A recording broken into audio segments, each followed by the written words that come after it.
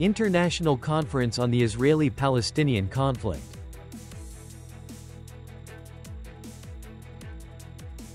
Calm restored at Thailand-Cambodia border after the ceasefire. Nghệ. Initial damages from the floods are estimated at 3.39 trillion Vietnamese dong. Hello, so good to see you again in today's news. I'm Hoàng Yến and here we go, the first half of the show. An international conference to discuss a two-state solution to Israel-Palestinian conflict just kicked off at UN headquarters in New York. France and Saudi Arabia led the call for the gathering to be held. Delegates from 125 countries and territories attended the conference.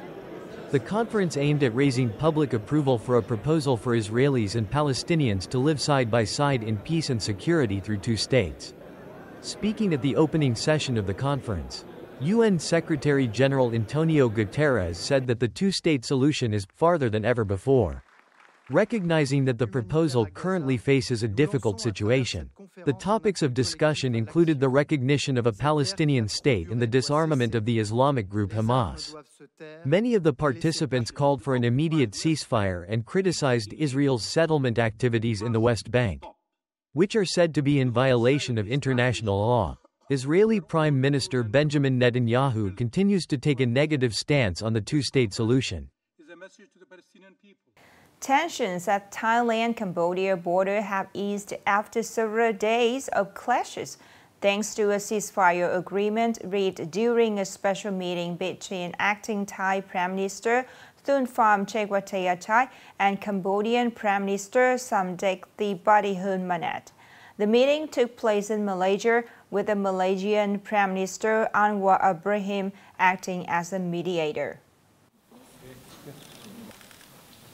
On the morning of July 29, Mr. Phumtham Wechayachai, Thailand's acting Prime Minister, announced that the border between Thailand and Cambodia is now peaceful again. He added that military commanders from both nations met at 10 a.m. July 29 to finalize the implementation steps of the agreement. The Thai military confirmed that the ceasefire took effect at 12 a.m. on July 29 and is being observed along the entire border. In Cambodia, Prime Minister Hun Manet also affirmed that the frontline situation has improved and the ceasefire agreement is yielding positive results. Samdech Techohun, Senator President of the Cambodian Senate, praised the ceasefire agreement reached in Malaysia. As 5 p.m. on July 28, 9 communes with 71 hamlets and villages in the western part of Nghệ An province still remain isolated, affecting over 28,500 people. According to estimates, the total initial economic damages caused by flooding from the storm number 3 is 3,390 billion VND. Specifically, 7 communes with 59 hamlets and villages are isolated due to roads completely covered by landslides and mud.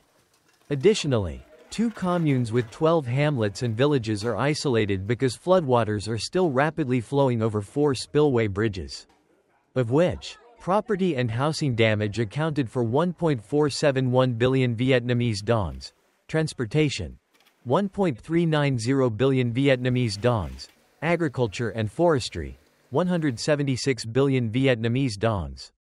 Currently, all levels and sectors in the province are continuing to focus on promptly overcoming the damage caused by floods and storm number 3 under the direction of the Prime Minister. On the morning of July 29, the Military Region 4 Command mobilized more than 1.700 officers and soldiers of Division 324. Nghệ and Provincial Military Command, Economic, Defense Group 4 and 1.300 soldiers and local militia to support people in the flooded areas of western Nghệ An province.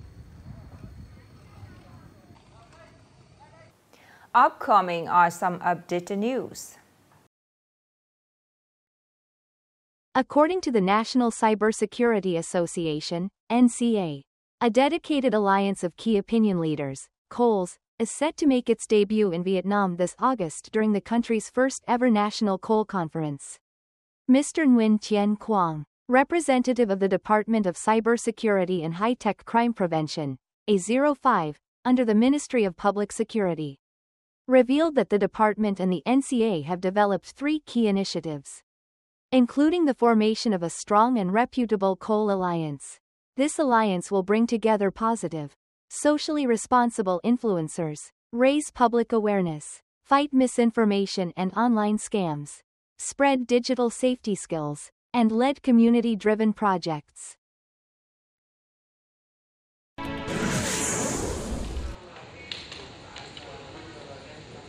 Vietnam is stepping up efforts to achieve an ambitious GDP growth target of 8.3 to 8.5% this year.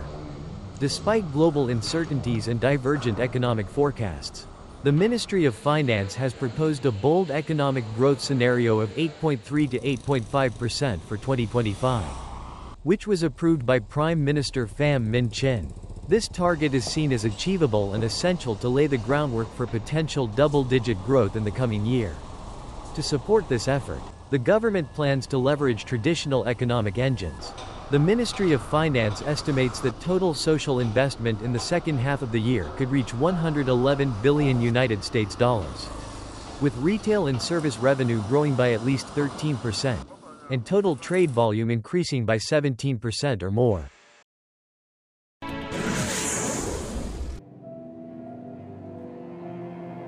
The Vietnam Circus Federation, VCF, recently earned international acclaim with 2 captivating performances at circus festivals held in Russia and Kazakhstan.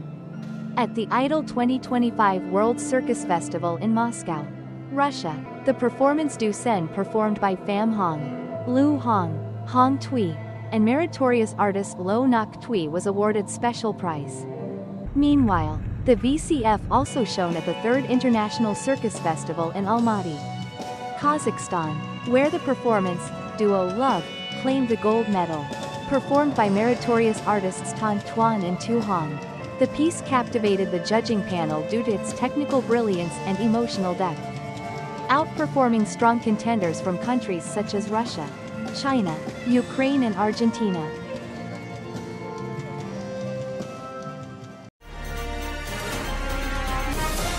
The implementation of electronic invoices from cash register, according to Decree 70 of the government, is an important step to modernize the tax system. This initiative aims to eliminate the presumptive tax system from 2026 in line with Resolution 68. The Nghệ An Tax Department is actively guiding and promoting the adoption of these e-invoices and initially achieving results in preventing fraud and strengthening the budget collection management. More in the story today. Ms. Nguyen Thi Hoa, a business owner in Queen Lu Commune, was initially hesitant upon receiving the notification about implementing e-invoices from cash registers. However, after using the system, she found that invoices are printed automatically, making her business operations more professional and helping her easily track daily revenue. In the past, manual work was prone to errors. Now it is more convenient. Customers are more assured when they see a clear invoice. In accordance with Government Decree 70, starting June 1, 2024, businesses with annual revenues exceeding 1 billion Vietnamese dongs are required to use e-invoices generated directly from POS cash registers. This business has installed the computers, printers and connected its system with the tax authority to comply with regulation. This solution helps the establishment clearly determine its revenue, contributing to more effective financial management. To enhance transparent tax management, the Provincial Tax Department is actively promoting the implementation of e-invoices from cash registers. To date, over 2.500 business households and enterprises in Nghệ An have adopted this system, significantly improving management efficiency and increasing budget revenue.